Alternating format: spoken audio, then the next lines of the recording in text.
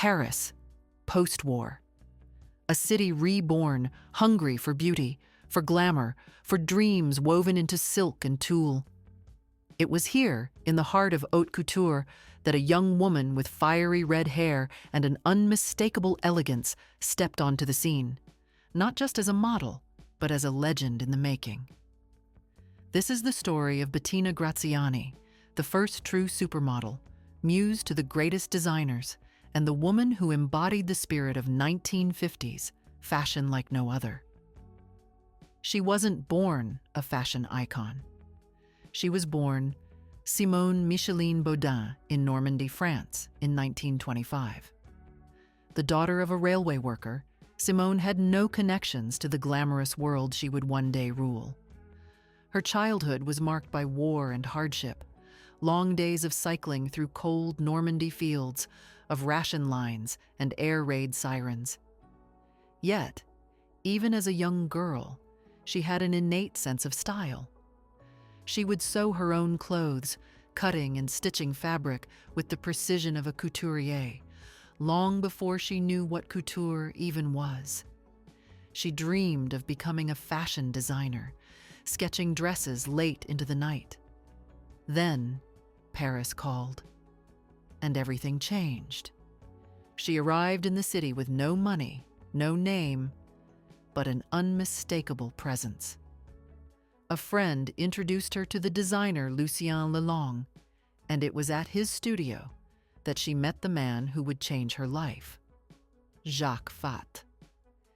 He took one look at her with her striking features and vibrant energy and declared, "You're not Simone, you are Bettina." The name stuck, and so did she. In the late 1940s, Jacques Fath was the king of Parisian couture, known for his daring, feminine designs and his ability to transform young unknowns into stars. He saw something in Bettina that others had missed, a mix of sophistication and playfulness, a kind of modernity that Parisian women longed for. She wasn't just a model. She was a character in his fashion story, a walking embodiment of his designs. He crafted clothes around her personality, structured yet effortless, romantic yet daring. Bettina became Fath's favorite model, his muse, his ambassador. She wasn't just sent down the runway, she was sent to Hollywood, to parties, to society events, wearing his gowns like armor, seducing the world with every appearance. She didn't just wear clothes, she gave them life.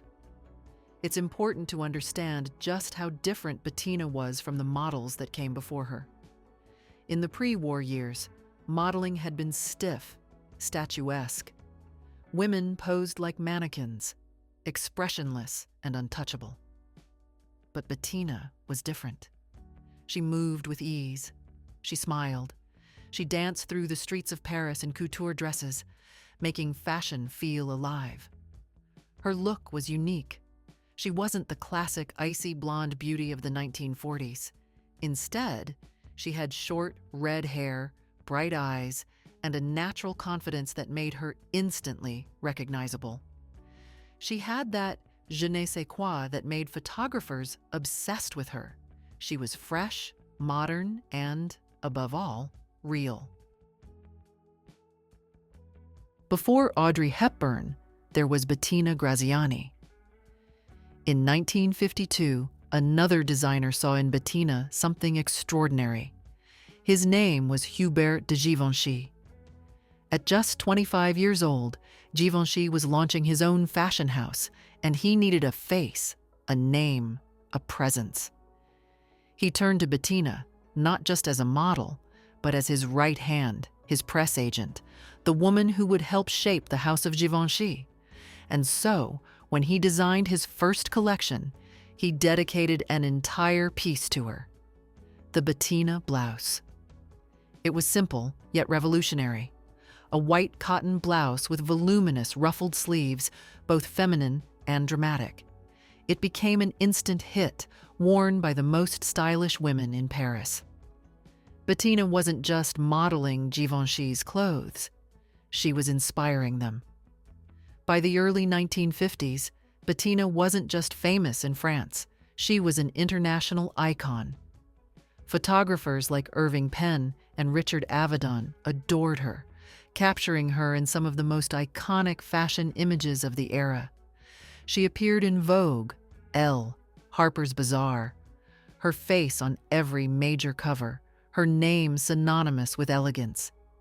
She was the first model to be treated like a celebrity, invited to glamorous events, courted by movie stars and aristocrats. Fashion had never seen anything like her. Behind the glamour, Bettina's personal life was just as dramatic as the couture she wore.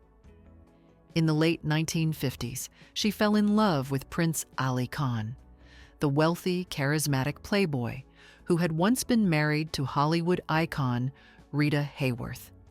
He was a man who knew how to seduce the most beautiful women in the world, and Bettina was no exception. Their romance was intense, passionate, and the subject of endless gossip. Bettina left modeling, ready to start a new life with him. But tragedy struck. In 1960, just before they were set to marry, Ali Khan was killed in a car accident. Bettina was devastated. She disappeared from the public eye, retreating from the world that had once adored her. Most models fade into obscurity after their youth passes. But Bettina was never just a model. She was a force of nature.